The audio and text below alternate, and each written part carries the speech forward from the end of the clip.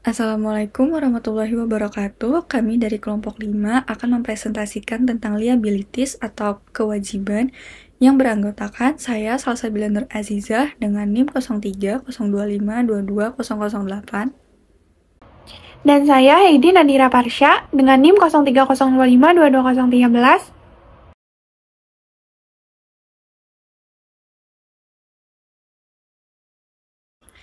Current liabilities, kewajiban lancar atau current liabilities adalah hutang yang perusahaan akan membayar hutangnya dalam periode 1 tahun atau siklus operasi, tergantung oleh mana yang lebih lama.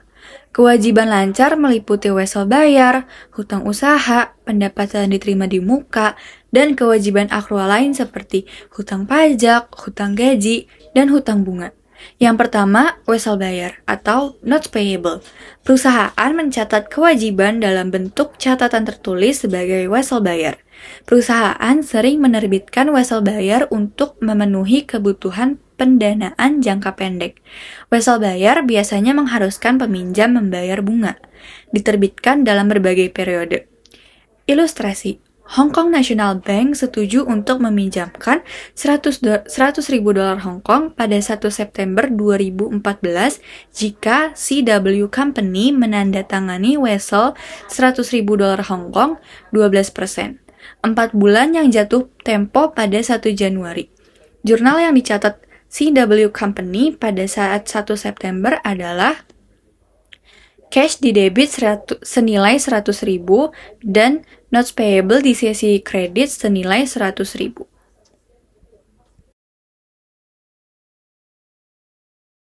Membuat jurnal penyesuaian pada tanggal 31 Desember untuk mengakui beban bunga dan utang bunga. Interest sama dengan face value of note dikali annual interest rate dikali time in terms of 1 year, sama dengan 100.000 dikali 12% dikali 4/12 sama dengan 4.000. Jurnalnya, interest expense di sisi debit senilai 4.000 dan interest payable di sisi kredit senilai 4.000. Pada saat jatuh tempo, yaitu 1 Januari 2015, CW Company harus membayar nilai nominal wesel ditambah bunga jurnalnya, yaitu notes payable di sisi debit senilai 100.000 dan interest payable di sisi debit senilai 4.000, lalu ada cash di sisi kredit senilai 104.000.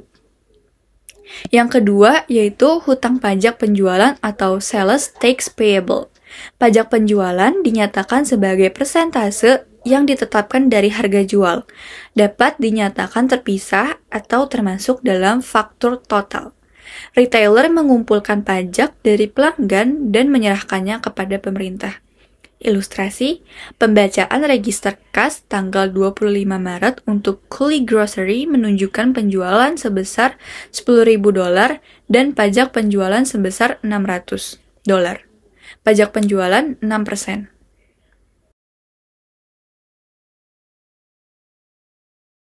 Jurnal untuk transaksi tersebut adalah kas di sisi debit senilai 10.600, sales revenue di sisi kredit senilai 10.000, sales tax payable di sisi kredit senilai 600. Ketika perusahaan menyetorkan pajak ke agen perpajakan, perusahaan mendebit hutang pajak penjualan dan mengkredit kas. 3. Pendapatan diterima di muka atau unearned revenue. Pendapatan yang diterima sebelum perusahaan mengirimkan barang atau menyediakan jasa. Perusahaan mendebit kas dan mengkredit akun kewajiban lancar atau pendapatan diterima di muka. Saat perusahaan memperoleh pendapatan, perusahaan mendebit akun pendapatan diterima di muka dan mengkredit akun pendapatan. Ilustrasi, Busan Park menjual 10.000 tiket sepak bola musiman dengan harga masing-masing 50.000 won untuk 5 jadwal pertandingan kandangnya. Jurnalnya adalah dalam ribuan. Kas di sisi debit senilai 500.000, unearned revenue senilai 500.000 di sisi kredit. Saat setiap pertandingan selesai, E-Park Busan mencatat pengakuan pendapatan sebagai berikut. Unearned ticket revenue di sisi debit senilai 100.000, tiket revenue di sisi kredit senilai 100.000. Hutang jangka panjang atau obligasi yang jatuh tempo. Bagian dari hutang jangka panjang yang telah jatuh tempo pada tahun berjalan. Tidak ada ayat jurnal penyesuaian yang diperlukan. Perusahaan sering mengidentifikasi hutang jangka panjang yang jatuh tempo saat ini pada laporan posisi keuangan sebagai hutang jangka panjang yang jatuh tempo dalam 1 tahun. Pada tanggal laporan posisi keuangan, semua obligasi yang jatuh tempo dalam 1 tahun diklasifikasikan sebagai kewajiban lancar, dan obligasi lainnya sebagai tidak lancar. 5. Penyajian dan analisis laporan. Likuiditas atau modal kerja merujuk pada kemampuan untuk membayar kewajiban yang telah jatuh tempo dan memenuhi kebutuhan kas tak terduga. Working capital sama dengan current assets dikurang current liabilities. Rasio lancar atau current ratio berfungsi untuk membandingkan likuiditas perusahaan dalam ukuran yang berbeda dan pada satu perusahaan dalam waktu yang berbeda. Current ratio sama dengan current assets dibagi current liabilities.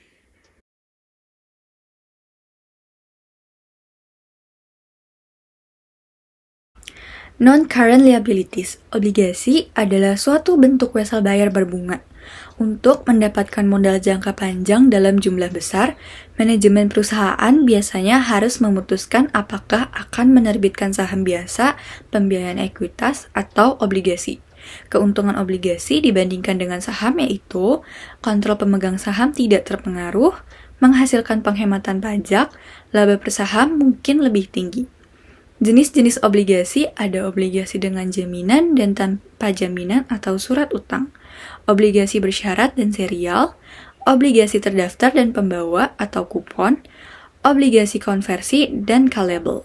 Kontrak obligasi dikenal sebagai perjanjian obligasi yang merupakan janji untuk membayar sejumlah uang pada saat jatuh tempo yang ditentukan ditambah bunga periodik dengan tingkat suku bunga kontrak ditetapkan pada jumlah jatuh tempo nilai nominal.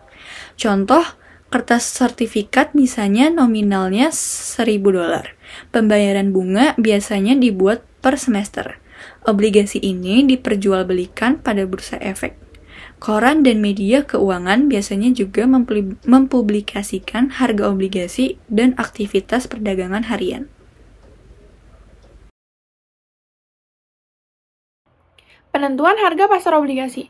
Harga pasar merupakan fungsi dari 3 faktor yang menentukan nilai sekarang, yaitu jumlah dolar yang akan diterima, lamanya waktu sampai jumlah tersebut diterima, dan tingkat bunga pasar.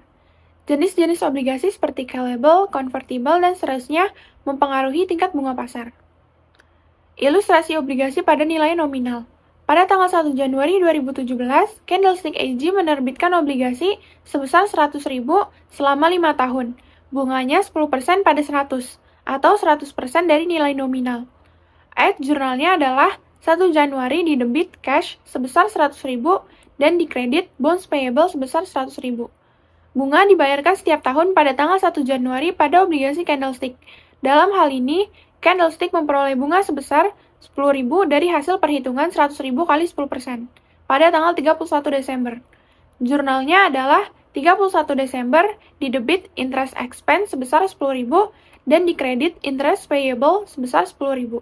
Ketika Candlestick membayar bunga pada 1 Januari 2018, itu mendebit interest payable dan mengkredit cash sebesar 10.000. Ayat jurnalnya ditulis seperti 1 Januari didebit interest payable sebesar 10.000 dan dikredit cash sebesar 10.000.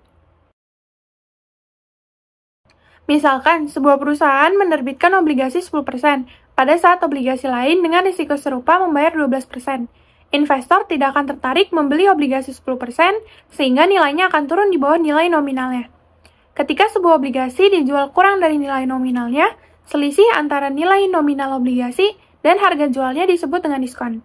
Akibat penurunan harga jual obligasi tersebut, maka tingkat bunga aktual yang dikeluarkan perusahaan meningkat menjadi tingkat bunga pasar saat ini. Sebaliknya, Jika tingkat bunga pasar lebih rendah dari tingkat bunga kontraktual, investor harus membayar lebih dari nilai nominal obligasi. Artinya, jika tingkat bunga pasar adalah 8%, tetapi tingkat bunga kontrak obligasi adalah 10%, maka harga obligasi akan dinaikkan ketika sebuah obligasi dijual lebih dari nilai nominalnya.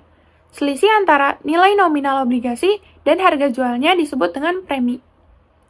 Ilustrasinya, untuk penerbitan obligasi dengan diskon, pada 1 Januari 2017, Candlestick AG menjual obligasi sebesar 100.000 selama 5 tahun.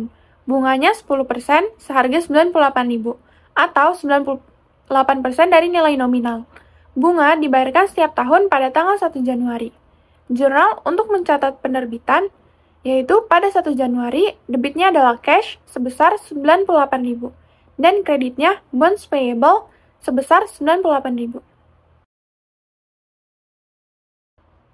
98.000 mewakili nilai tercatat atau buku obligasi. Pada tanggal penerbitan, jumlah ini sama dengan harga pasar obligasi. Penerbitan obligasi di bawah nilai nominal dengan diskon menyebabkan total biaya pinjaman berbeda dari bunga obligasi yang dibayarkan. Artinya, perusahaan penerbit harus membayar tidak hanya suku bunga kontraktual selama jangka waktu obligasi, tetapi juga nilai nominal, bukan harga penerbitan pada saat jatuh tempo. Oleh karena itu, selisih antara harga penerbitan dan nilai nominal obligasi dan diskonto merupakan tambahan biaya pinjaman. Perusahaan mencatat biaya tambahan ini sebagai beban bunga selama umur obligasi. Total biaya pinjaman yaitu 98.000 untuk Candlestick adalah 52.000. Dihitung dengan annual interest payments dengan hitungan 100.000 kali 10% menghasilkan 10.000. Lalu 10.000 dikali 5 menghasilkan 50.000 dan ditambah dengan bond diskon. Dengan hitungan 100.000 dikurang 98.000 menghasilkan 2.000. Lalu menghasilkan total cost of borrowing 52.000. Ilustrasi penerbitan obligasi dengan premi. Obligasi Candlestick AG yang dijelaskan dijual seharga 102.000 atau 102% dari nilai nominal daripada 98.000.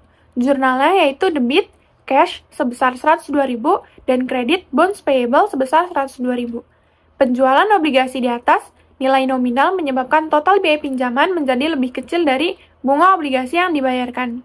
Alasannya, peminjam tidak diharuskan membayar premi obligasi pada saat jatuh tempo obligasi. Dengan demikian, premi obligasi dianggap sebagai pengurang biaya pinjaman. Oleh karena itu, perusahaan mengkredit premi obligasi ke beban bunga selama umur obligasi. Untuk hitungannya, annual interest payments yang dihitung dengan 100.000 dikali 10% menghasilkan 10.000, lalu 10.000 dikali 5 menghasilkan 50.000. Dikurang dengan bond premium 102.000 dikurang 100.000 menghasilkan 2.000. Lalu 50.000 dikurang 2.000 menghasilkan total cost of borrowing sebesar 48.000.